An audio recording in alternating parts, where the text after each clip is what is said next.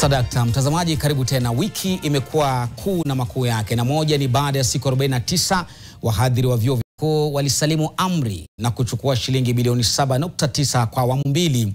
Pili ni watu 15 bado hawajulikani waliko katika uopozi wa maporomoko ya Elgeyo Marakwet ukiwa unaendelea. Roho 35 tayari ziliangamia. Tatu, wana ODM bado wanahangaika na kuyumbayumba kuhusu kusalia ndani ya serikali ya Ruto ama wawe wapinzani tangu kinara wao Raila Odinga kufariki.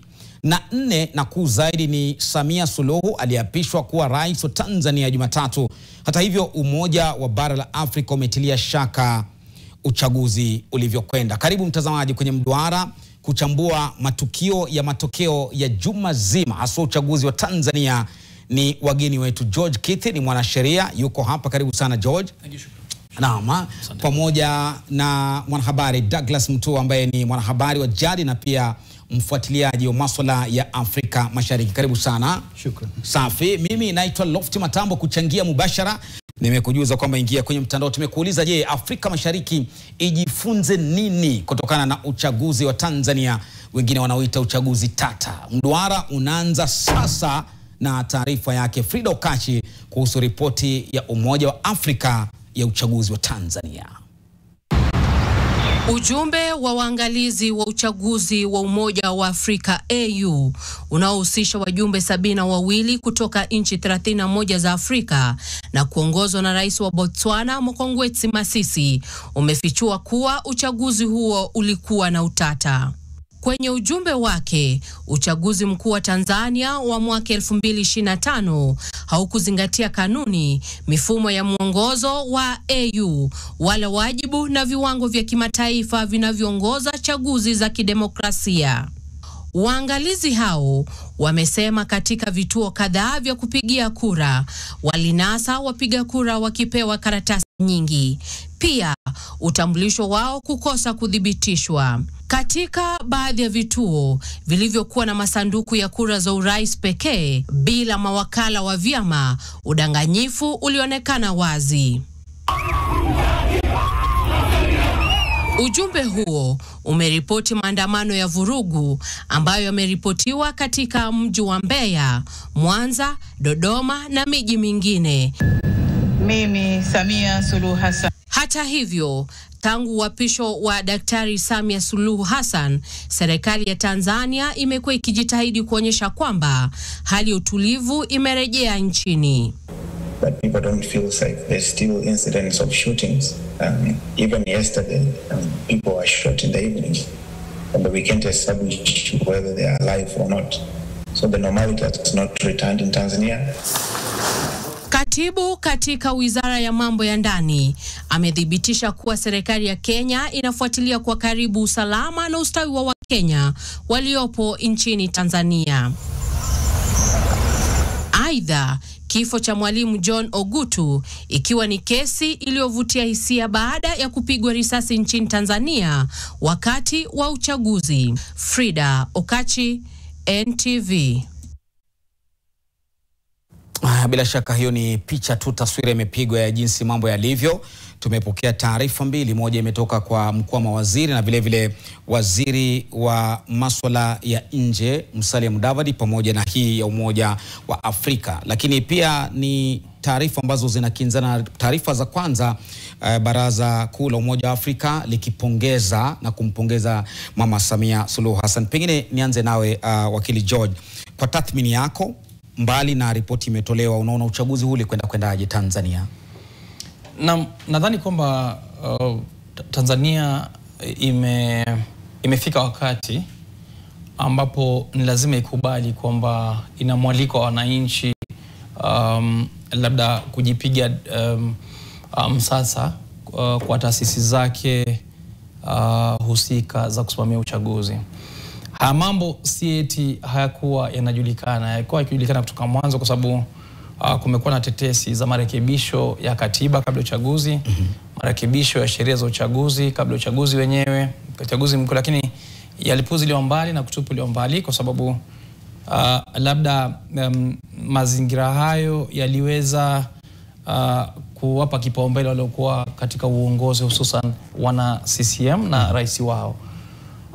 Lakini wajua, ikitumbua kitengea mchanga, ikiwa kitengea mchanga, kwa sababu hisia za umma zilikuwa ni zile za 88, lakini sauti zao hazikuwa sikika kiwaziwazi kwa sababu ya hali ya uongozi ambao uko kule.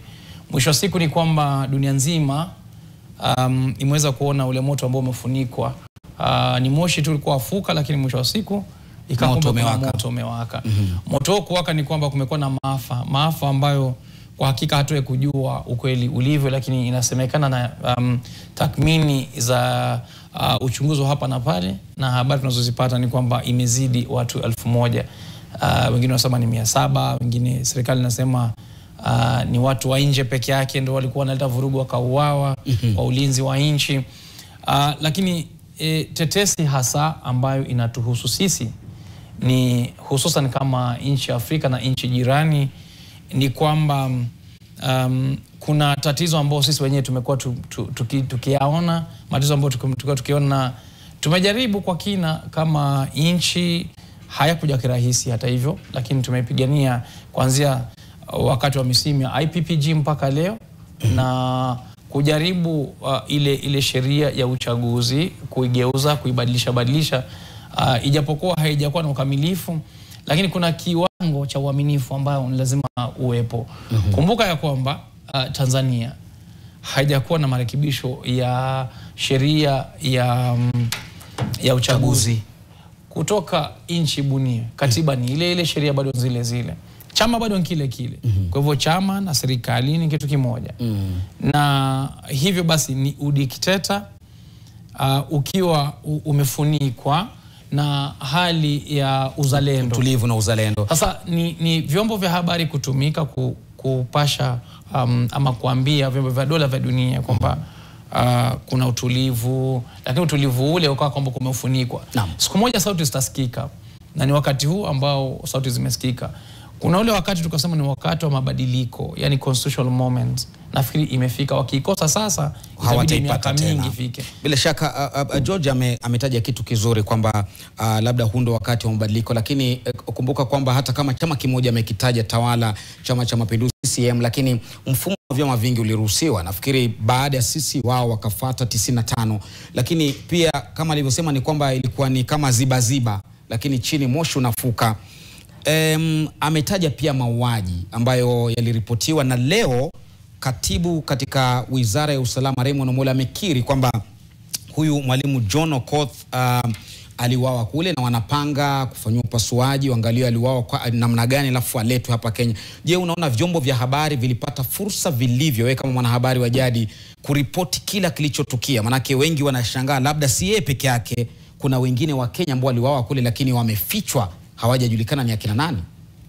Naam, asante. Mwanzo nadhani kila mtu anajua kwamba uliofanyika pale si uchaguzi, ni uchafuzi. Kwa hiyo tutakuwa tunadanganya tukiketi hapa kusema kwamba kulikuwa na uchaguzi. Wanahabari wa kimataifa ambao ni wafichuzi na wajulikana hawakuruhusiwa kwenda kuandika ama kuripoti kuhusu uchaguzi. Wanahabari wa Tanzania ambao kawaida wanaimba pambio za CCM, ambao CCM ndio serikali, hawana uhuru wa kusema chochote, kwa sababu baadhi yao wamewahi kuuawa tangia nyakati za Jakaya Kikwete, Magufuli, Mama Samia. Tatizo ni kwamba Tanzania pale matatizo tunayoshuhudia sasa hivi ni ya mfumo. Si mtu binafsi. Mfumo ndo haufai. Naam, hata kijana nani atakuja kuwa dikteta, atakuja kuwanyima wanahabari haki zao, atakuja kukiuka haki za binadamu. Yani ni kitu ambacho kisipotafutiwa suluhu. Suluhu ndio huyo wanaye. Naam. Suluhu ama naomba nitumie suluhisho. Naam, maana walishatafutiwa tayari suluhu wanaye. Suluhu ameharibu mambo. Sasa matatizo ya Tanzania nimesema ni ya kimfumo. Na yameanzia tangu Azimio la Arusha la mwaka 1967. Nchi ikafanywa ujamaa, na kwa sababu hakukuwa na simu wala mfumo wa internet ama nini, watu hawange ripoti yoyote ambayo alikuwa akitokea pale. Mauaji yametokea wakati wa Mwalimu Nyerere ambaye anaonekana kama ni njiwa wa amani. Mauaji yametokea baadaye. Mwalimu mwenyewe aliwahi kusema kwamba hii katiba msipoibadilisha atakuja mtu mwenye moyo wa kutu na atakuja kuiharibu nchi, atakuja kuwatesa. Na tatizo ni kwamba watu wanajifanya kwamba wanapenda mabadiliko ya katiba. Naam. Wakishachukua madaraka wanagairinia, wanataka kufanya mambo ya kwao ili waitumie ile katiba waendelee na yale mamlaka ambayo yametumiwa vibaya kwa labda kujiendeleza wenyewe. Manake unaweza kuelezaje kwamba mauaji yametokea, maafa, yani watu zaidi ya 1000 wamekufa kwa ajili ya mtu kutawala kwa kipindi cha ama muhula miaka 5. Inaelewekaje? Haieleweki. Hesabu haziingiani pale. Ni udikteta na hakukuwa na uchaguzi. Ni uchafuzi kabisa. Naam, hakukuwa na uchaguzi, ni uchafuzi. Ningependa kwa sababu tunaangalia pia na swali tulilouliza Kithi ni kwamba je, Wakenya Afrika Mashariki na Afrika ijifunze nini? Na nilipokuuliza ukasema labda hao ndo walijifunza kutoka Kenya wa Tanzania. Sisi tujifunze, walijifunza nini kutoka Kenya wa Tanzania? Dhati ni kwamba dunia inazidi kuwa na labda kuwa na ukaribu zaidi wananchi wa dunia, wa nchi za dunia, kwa sababu ya hali ya miundo msingi ya mawasiliano vile yanavyoibuka kila siku. Kwa hivyo jambo linalofanyika Marekani linaweza kuonekana hapo kwa hapo na moja kwa moja, ijapokuwa liko mbali. Kwa hivyo mambo yanayozuka Kenya yanafahamika Afrika Kusini, yanafahamika Tanzania. Mambo yanafanyika Tanzania yako Kenya. Kwa hivyo kujifunza, nadhani kujifunza ni elimu ukaipata. Ni maisha akawa yana miundo sawia, na kwa sababu ya vizazi vile vinavyoibuka, lugha ni moja, ijapokuwa ikawa kuna nchi tofauti. Lakini ninavyoona mimi ni kwamba ile mipaka ya nchi inazidi kuvurumishwa na kutokuwa na maana sana, kwa sababu wananchi wanaweza kuwasiliana moja kwa moja bila kupitia mitandao. Naam. Kwa sababu gani? Mipaka kikwetu kama wanasheria tunaita jurisdiction. Kama ni mipaka ya nchi na utamalaki. Lakini katika mawasiliano utamalaki huo unakuwa ni vigumu kwa sababu ya hali ya vile miundo msingi ambayo tuko nao kama vile usema mtandao na utandawazi. Hivyo basi kujifunza labda ni neno ambalo linatumika ili kwamba kuna hali fulani ya mafunzo kutoka nchi nyingine kwa nyingine, ni vile wanavyoona na kutangamana na wananchi wa kutoka kwingine, ikawa kwamba wanaelewa ama jamii inaelewa kwamba kuna maisha badala ya yale ambayo tunaishi. Ningependa kukuongezea kitu katika hoja yako ili tuweze kuiangalia kwa sababu ya sheria, haswa sheria za kidiplomasia na ujirani kama ulivyotaja. Na hii ni ripoti ambayo imetolewa, iwapo tutaipata mwelekezi wangu, ni ripoti ambayo imetolewa na mkuu wa mawaziri hapa nchini ambaye pia ni waziri wa masuala ya nje akiwa ni Musalia Mudavadi. Na sehemu tu kidogo ya ripoti hii ni kwamba huyu mkuu wa mawaziri wakati huo alisisitiza kwamba kuna umuhimu wa usalama wa raia wa kigeni wakiwemo wa Kenya wanaoendelea kuchangia uchumi wa Tanzania kupitia biashara halali na vile vile shughuli za kitaalam. Alikuwa amekutana na waziri mwenzake wa masuala ya kigeni kutoka Tanzania kuangalia kwa nini kunasemekana wa Kenya walinaswa kule wakapigwa risasi wengine kufa. Vile vile pia Mudavadi alitaja kufahamu ripoti za ukiukaji wa haki za Wakenya na kwamba visa hivyo vimeripotiwa rasmi kwa serikali ya Tanzania ili hatua zichukuliwe. Pia mkuu wa mawaziri alishukuru Tanzania kwa kutoa hakikisho kuwa Wakenya wanaofanya biashara halali wataendelea kufurahia mandhari mazuri ya kiuchumi. Sijui wakili kama hili ndo Wakenya walitarajia, maanake hizi ripoti za Wakenya wengine wameweka mitandaoni, nilikuwa na niko bafuni kapigwa risasi kaingia, mwingine ndo huyo amefariki. Huu ndo uzito ambao Wakenya walitarajia kutoka kwa waziri anashughulikia mambo ya kigeni ama namna gani? Maanake hii ripoti inakaa ni ya kutuliza kuelewana, wanaofuata sheria waendelee kusalia wafanye kazi, kumaanisha wasiofuata sheria kuna kitu wamefanywa ama watafanywa, lakini si neno maana walikuwa wanavunja sheria. wanaofuata sheria ndio watalindwa endelee kufanya biashara. Unasemaje hapa wakili? Kabla ya uchaguzi kumekuwa na vitisho kwa Wakenya, hususan dada zetu Martha Karua alipoenda kule na wanaharakati wengine walipoenda, kulikuwa na vurumai kule, na uhusiano wa Kenya na Tanzania hususan kwa wananchi na serikali, wananchi wa Kenya na serikali Tanzania haikuwa mzuri sana, kwa sababu walikuwa na lalama ama Wakenya walalamika kwamba kuna hali ya kutokupa Wakenya uhuru. Ikifika wakati huu lazima liwe linaangaliwa katika mseto wa mambo ambayo yalitokea wakati huu. Umuhimu ni hivi ya kwamba nadhani niseme naamini ya kwamba viongozi wa Tanzania wanafikiri maandamano hayo hayange kuwepo kama si tabia mbaya za Wakenya kuwafundisha wa Tanzania kama rais alivyokuwa ametaja awali. Hivyo awali. Kwa hivyo nadhani yeye hata kulitaja hivyo lazima ameshauriwa ndio likamtoka kwa mdomo. Sidhani akili yake, kwa sababu lazima ashauriwe ndio aweze kutamka tamko ambalo ni la kitaifa. Waziri wa masuala ya nje Musalia Mudavadi anafaa kudai haki ya Wakenya badala, manake hii nimeona diplomasia nyingi kwenye taarifa, nimesoma yote. Diplomasia imejaa, lakini Wakenya wanataka haki. Wakati unapodai haki ni uwe na uwezo wa kudai haki. Kama huna uwezo wa kudai haki, huwezi kudai haki.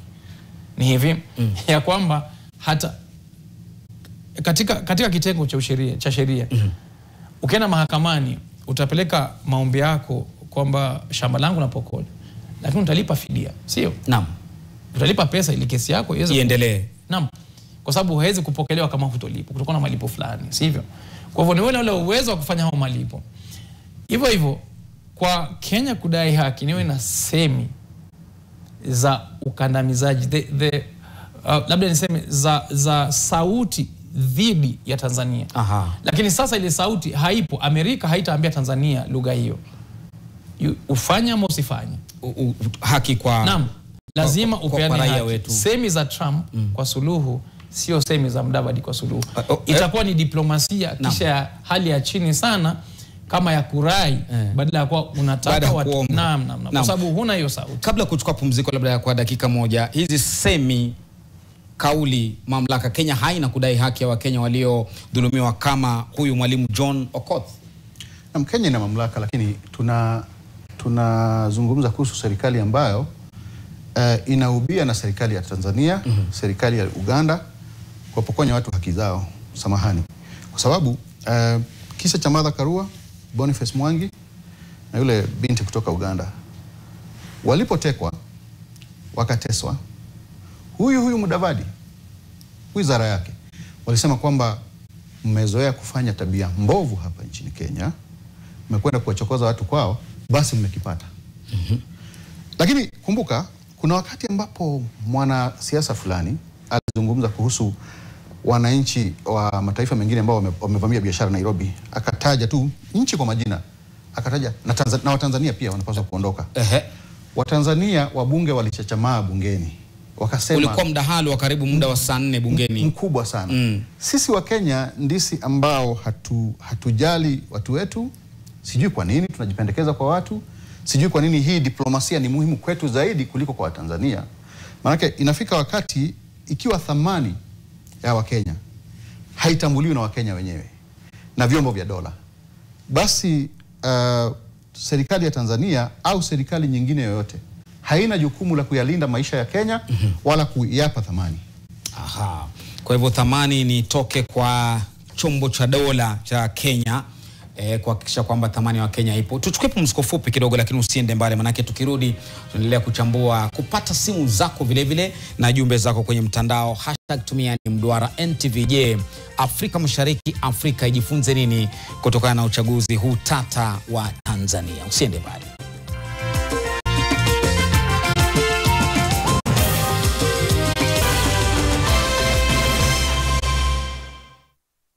I have been in touch with my colleague in charge of foreign affairs, and there's already the contact that has been created with the embassy in Dar es Salaam.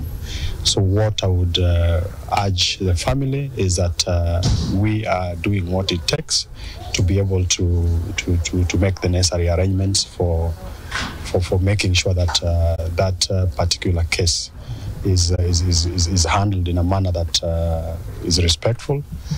And we will be reaching out to the family. And as I've indicated, we have our Ministry of Foreign Affairs that has that responsibility.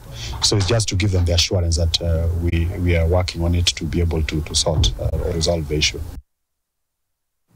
Bila shaka ni kauli yake Raymond Omola ambaye ni katibu katika Wizara ya Usalama wa Taifa, akithibitisha mauko ya John Okoth Mwalimu huyu na kusema kwamba wanafuatilia, na ujumbe wake huu umefuatwa na ujumbe wa EU kama tulivyotaja. Pengine turejelee kidogo ili kupata msingi, manake kwa ile kauli yake Omolo ningependa kuuliza swali hapa. Mutua wanasema Umoja wa Afrika umesema kwamba uchaguzi mkuu wa Tanzania haukuendana na kanuni za Umoja wa Afrika. Hilo ni la kwanza. Mwelekezi wangu sijui kama unayo kauli hii. Mazingira ya uchaguzi hayakuruhusu uendeshaji wa uchaguzi wa amani. Hilo ni moja. Kiwango cha maandalizi hakikuwa cha kutosha. Na nafikiri hapo chini pia walitaja kuhusiana na kufungwa kwa watu kama kina Tundu Lissu na vile vile kuondolewa kwa watu kama mgombezi wa ACT Wazalendo kwenye kile kinyang'anyiro, na vile vile wakasema kwamba matokeo ya siku ya uchaguzi Tanzania ilikuwa chapwa, ambao wanasema kwamba matokeo kadhaa ya kujazwa kwa kura kwa maksudi kwenye vituo vya kupiga kura yalishuhudiwa. Ripoti ya EU pia ikasema kwamba wapiga kura walipewa karatasi nyingi ili kupiga kura zaidi ya mara moja, na wakasema kwamba baadhi ya vituo kwamba kulikuwa na masanduku ya kura ya urais pekee, vituo hivyo vilikosa mawakala wa vyama na mambo yakafanyika pale. Sasa swali langu kabla kuja kwa wakili, katika mazingira kama haya Umoja wa Afrika hauna mamlaka ya kusema kwamba huu uchaguzi sio, ikiwezekana hata kama katiba yao inasema kwamba kitangazwa ametangazwa, hakuna kupinga, huu uchaguzi hauwezi kurudiwa? Manake ni kumaanisha wanasema hakuchaguliwa inavyostahili. Ninapoisikia taarifa ya Umoja wa Afrika najiuliza mwanzo ni cheke ama ulie au nihuzunike nilie, lakini naona kucheka si vizuri. Kucheka ni afadhali. Kuna maafa. Kucheka si vizuri kwa sababu kuna maafa. Naam. Hebu angalia ujanja huu.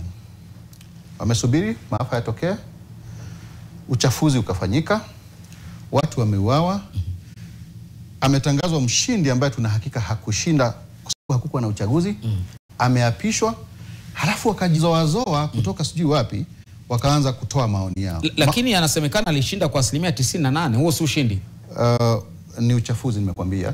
Kwa sababu uchaguzi wa Tanzania ulifanyika wakati wa Magufuli, wakati ambapo wapiga kura nafikiri milioni 9 ama 8 ama 9 walijitokeza. Huu ambao wamejitokeza wapiga kura milioni 31 tena zikahesabiwa kwa muda wa siku 2-3. Haiwezekani. Hata kiteknolojia hapa Kenya ambao sisi tuko mbele ya Tanzania kwa kiteknolojia. Sasa ninavyosema ni kwamba yale ya Afrika muungano wa Afrika ni maoni tu kwamba imekuwa hivi, lakini hawana uwezo wa kisheria wa kutoa maamuzi yoyote dhidi ya Tanzania. Hawana uwezo. Sasa umuhimu wao ni upi kama hawana uwezo?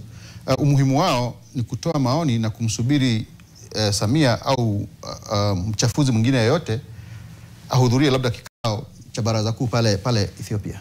Yaani hiki ni kikosi ama ni kundi la marafiki, ni kama genge la watu wanaojua vizuri kwamba wana makosa sawa, wana uchu wa mamlaka sawa, kwa hivyo hakuna kukosoana. Hakuna kukosoana. Wakili Kithi, kipengee cha 41 ibara ya 7 Tanzania kinasema kwamba atakapotangazwa rais hakuna kupingwa. Ndo hivyo kabisa, ameingia na ni basi, kwa sababu Tume ya Uchaguzi Tanzania imetangaza. Kabla ujibu, Philip yuko kwenye simu. Hebu tumsikie Philip. Tujifunze nini wa Kenya, Afrika Mashariki na Afrika kutokana na uchaguzi wa Tanzania? Maoni yako? Hello Philip. Mimi naitwa Philip Geita. Uko wapi Philip? Niko hapa Nairobi. Aha, maoni yako? Niko na maoni ya namna hii. Kando na kuwa tunashirikiana Uganda, Tanzania na Kenya. Nchi ya Kenya ni nchi independent country. Na kama vile tumekuwa tukiona haki za wa Kenya kudhulumiwa Tanzania na Uganda, kitu inafanywa hadharani. Kenya haiwezi kujisimamia na isimame kama Kenya survive without Uganda and Tanzania? Haiwezi ama inaweza? Because, no, haiwezi. Ni swali. Kwa nini? Because kama hii relationship ya Kenya na Uganda ni dhuluma kwa haki za Wakenya. Hatuoni faida au mazao yeyote ya uhusiano wa Kenya na Tanzania. So kama hiyo ndio itaenda kuwa mwenendo, si basi Kenya ijitenge na Uganda ijitenge na Tanzania ijitenge, watu wakae kivyao. Hiyo ndio maoni yangu, kwa sababu uhusiano wa Kenya na Tanzania na Uganda si wa kushikana viongozi walio pale juu, marais wa Tanzania, Uganda na Kenya, ili sasa kukaa chini na kusungumzia ukiukaji wa haki za binadamu. Aha, asante sana. Ni uhusiano lakini ni wa kutetea haki za binadamu za kila nchi. Sasa lakini kwa wakati huu ni tofauti. Wakati nchi ya Tanzania, nchi ya Uganda, nchi ya Kenya, viongozi wameshikana, sio watetee haki za binadamu, lakini waungane wasungumuzie vile watakadamisha. Asante, hoja yako tumeipata kabisa. Huyo ni Philip wa Nairobi, anasema marais wa nchi hizi tatu wameshikana kukandamiza haki badala ya kushikana kutafuta haki ya raia wao. Nilikuwa nimetaja kwamba wakati kama ripoti hii inatoka ambayo inaonyesha kwamba hakukuwa na uchaguzi huru na haki, kipengee chao cha 41 cha katiba ibara ya 7 kinasema ashaingia ameingia. Ni vipi wanaweza kubatili huu uchaguzi na kusema kwamba urudiwe? Maana kweli wamesema, japo si kwa kutamka kwamba hakukuwa na haki.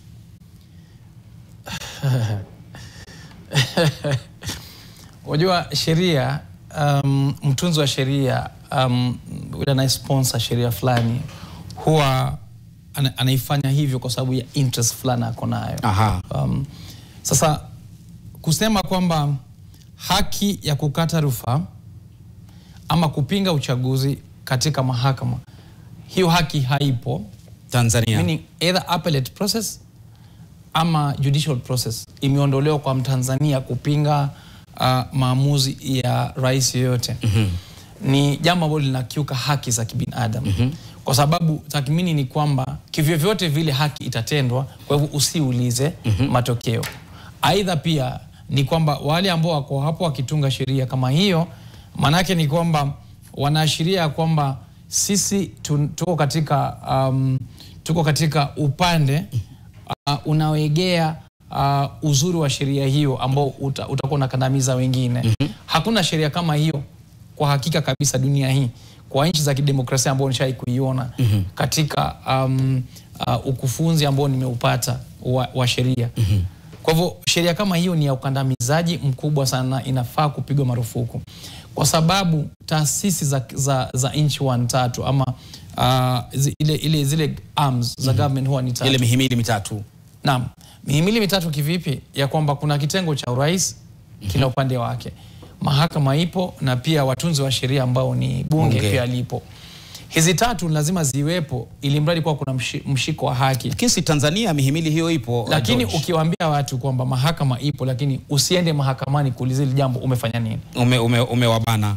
Wajua vile ulivyosema ya kwamba kumekuwa na AU imesema ya kwamba kumekuwa na zoezi la ukandamizaji ndani ya Tanzania na limesema waziwazi, nadhani ni jambo zuri sana kwa sababu Watanzania wameweza kujua nini lilofanyika, na limesemwa na chombo ama habari imekuja mbali na nchi yao. Kwa hivyo umejua kile kinaendelea, ambao tunasema kwamba hiyo ni jambo zuri kwa sababu information is power.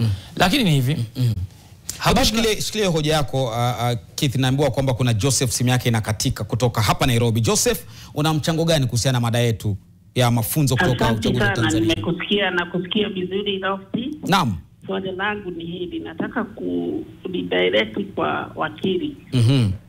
Tunaona hapa kwetu Kenya, zile sheria zinapitishwa kukadamisha upasaji wa communication.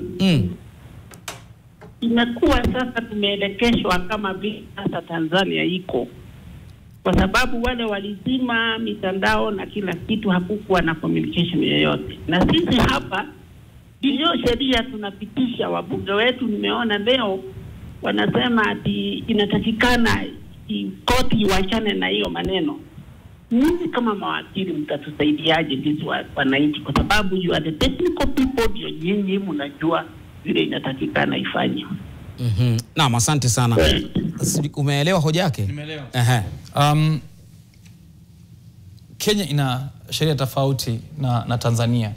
Aidha kuko na ukaribu sana wa katiba ambayo tuko nao na ile ya Tanzania, lakini kwa sababu ya ile historia ambayo tuko nayo tumefikisha katiba yetu tofauti sana na ile ya uhuru. Wao bado wanashughulika na katiba hiyo.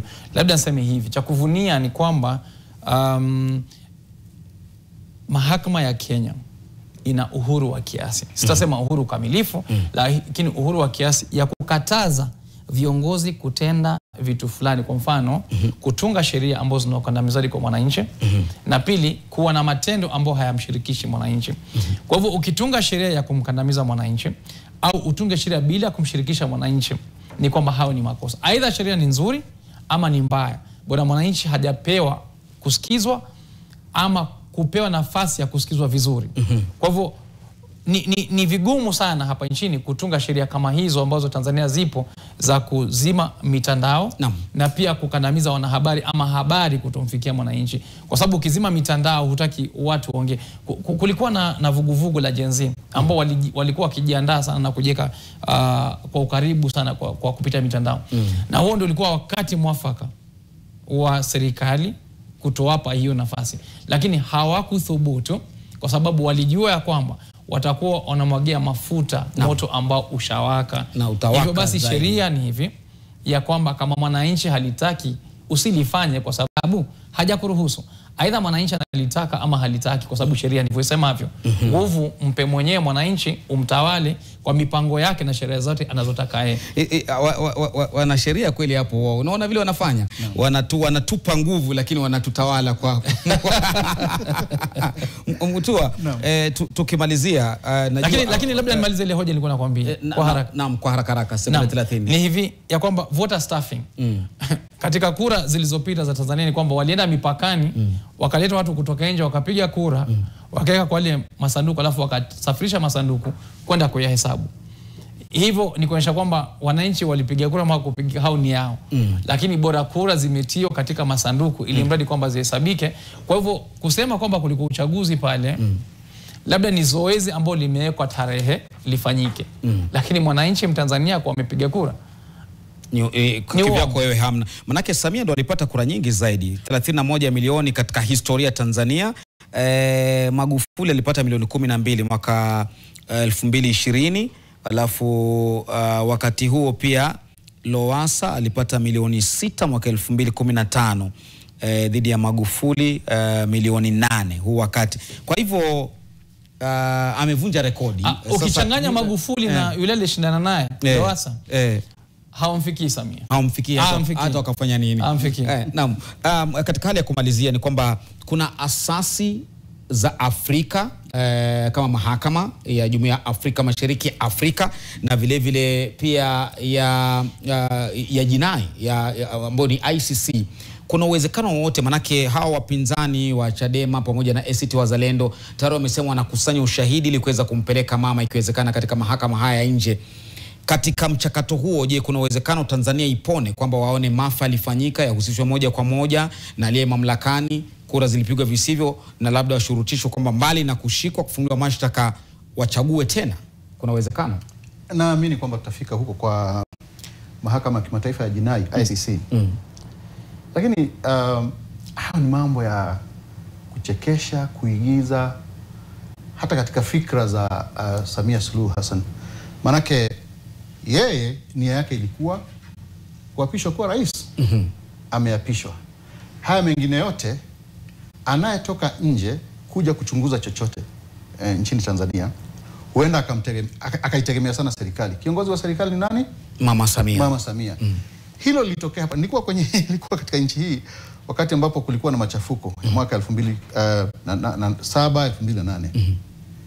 ICC ilipotua hapa ilimsaza Raila Odinga na ikamsaza Mwai Kibaki, ambao walikuwa washindani wakuu katika ule uchaguzi. Hao ndio walikuwa wanapigana. Naam.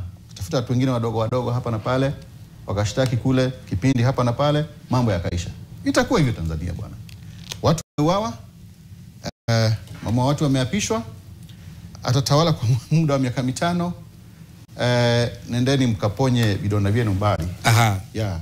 Kwa hivyo unasema kwamba kivyo vyote vile tusitarajie kwamba serikali ama mamlaka ya Mama Samia yatafungwa ama kukatizwa hivi karibuni. Haiwezekani, mambo yamepita. Mambo yashapita. Wanaokwenda kule kujaribu kubambanywa washachelewa. Kabisa. Wanasema kule kwa kina George kwamba wamechelewa jamvini, mpunga umeisha.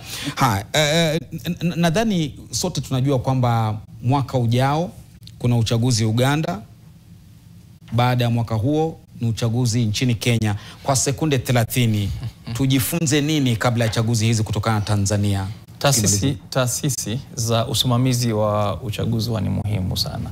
Na bila taasisi ambazo zimekomaa na zinalindwa na sheria, huwa kufanya zoezi la uchaguzi huwa ni jambo finyu kwa mwananchi.